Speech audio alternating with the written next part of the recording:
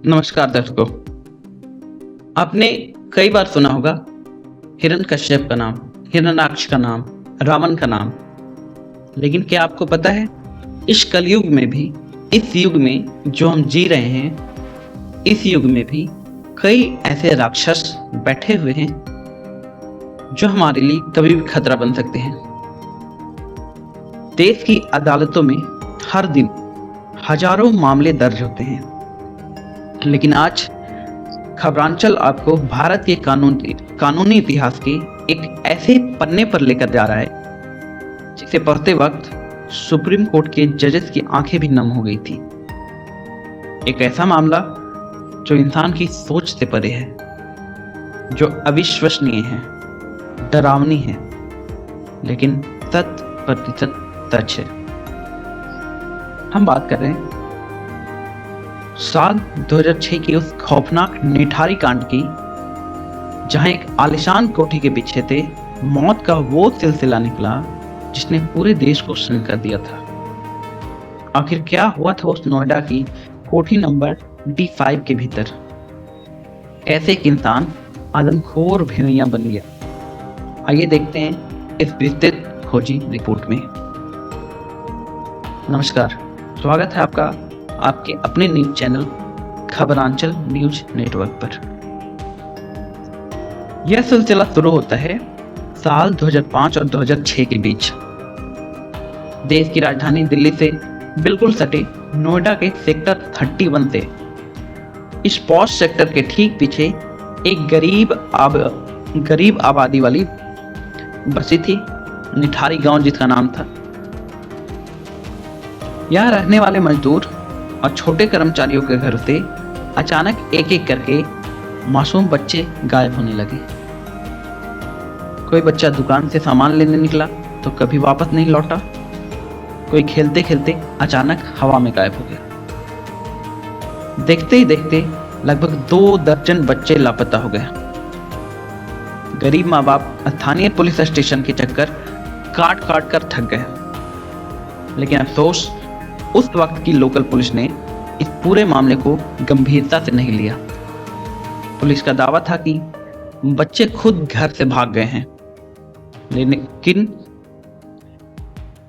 उन्होंने छानबीन करने की ज्यादा कोशिश नहीं की।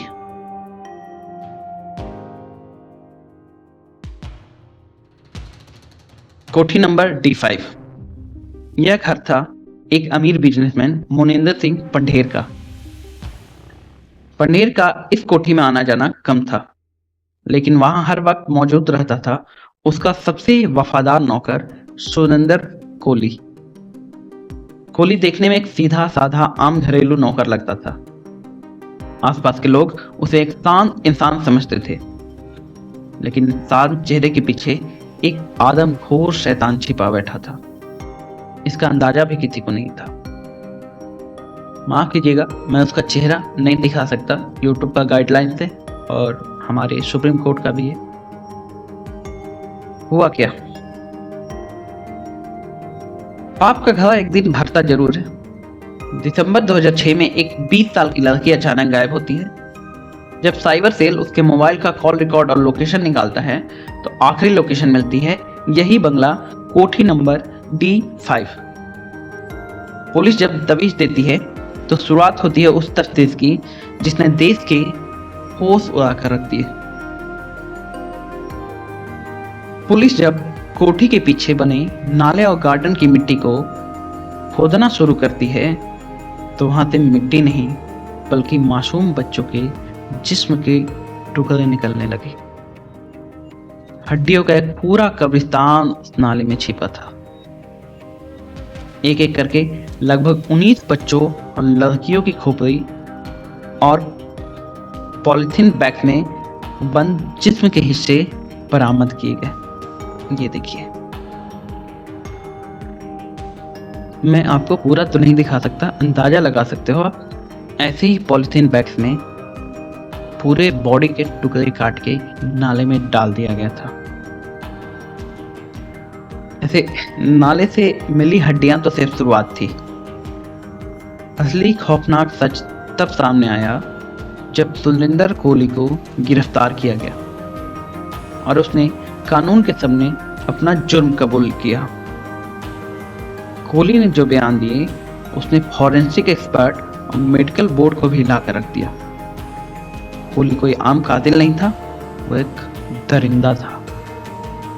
यह उसकी फोटो ब्लर है, वही सुप्रीम कोर्ट का गाइडलाइन। जांच के दौरान सुरेंद्र कोहली ने कबूल किया कि वो बच्चों को चॉकलेट, मिठाई और खिलौनों का लालच देकर कोठी के अंदर बुलाता था। जैसे ही मासूम बच्चा अंदर आता, कोहली पीछे से उसका गला घोंटकर उसे मौत के घाट उतार देता था। लेकिन दरिंदगी यहीं नहीं रुकती थी। कोहली ने कबूल किया कि मौत के बाद वो उन मासूम के शवों के साथ दुष्कर्म यानी शव मैथुन करता था, जिसको आप इंग्लिश में नेक्रोफिलिया नाम देते हो। अगर आपको इस बारे में नहीं पता तो आप जाके गूगल पे सर्च कर सकते हो। इससे भी ज्यादा हैरान करने वाला सच ये था कि कोहली जो था मृत शरीर के छोटे छोटे टुकड़े करता था और उनके अंदरूनी अंगों जैसे लिवर और दिमाग को पकाकर खा जाता था। यानी 21वीं सदी के भारत में एक नरभक्षी हमारे बीच रह रहा था। बाकी बचे जिस्म के हिस्सों को वो पॉलीथीन में बंद करके नाले में बहा देता था ताकि कोई सबूत न बचे। जब यह विशाल और खौफनाक मामला निचली अदालत से होते हुए देश के सबसे बड़ी अदालत यानी सुप्रीम कोर्ट पहुंचा, तो कानून ने इसकी गंभीरता को देखते हुए इसे rarest of the rare case यानी सबसे दुर्लभ और घिनौना मामला माना। साल 2011 में सुप्रीम कोर्ट ने सुरेंद्र कोहली की फांसी की सजा को बरकरार रखा। बेंच ने अपने फैसले में साफ कहा कि कोहली का दिमाग किसी शैतानी तरीके से काम कर रहा था और ऐसे अपराधी के लिए समाज में कोई जगह नहीं हो सकती। हालांकि बाद के सालों में लंबी कानूनी लड़ाई, तकनीकी अपीलों के चलते इलाहाबाद हाई कोर्ट ने कुछ मामलों में सजाओं पर बदलाव किए, लेकिन सुरेंद्र कोहली के इस कबूलनामे ने भारत के क्रिमिनल इतिहास में मौत का एक ऐसा पन्ना लिख दिया जिसे कोई भुला नहीं सकता है। काफी प्रोटेस्ट भी हुए थे और अगर आपको इस फिल्म को और गहराई से मतलब इस कांड को और गहराई से देखना है तो इस मुद्दे पर एक फिल्म बनी है सेक्टर 36, नेटफ्लिक्स पे मिल जाएगा आपको, आप जाकर देख सकते हो। दोस्तों, निठारी किलिंग सिर्फ एक अपराध की कहानी नहीं है, बल्कि यह हमारी सामाजिक व्यवस्था और कानून के लिए एक बहुत बड़ा सबक है। यह कहता है कि हमें अपने आसपास के माहौल और अपने बच्चों की सुरक्षा को लेकर हर वक्त सतर्क रहना होगा। खबरांचल की इस विशेष रिपोर्ट में आज के लिए बस इतना ही। देश और दुनिया की ऐसी ही प्रामाणिक और सच्ची खबरों के लिए जुड़े रहिए हमारे साथ। अगर आपको यह वीडियो जानकारीपूर्ण लगी तो इसे लाइक और शेयर जरूर करें और हमारे चैनल खबरांचल को सब्सक्राइब करना ना भूलें। अपने सुझाव कमेंट सेक्शन में जरूर लिखें।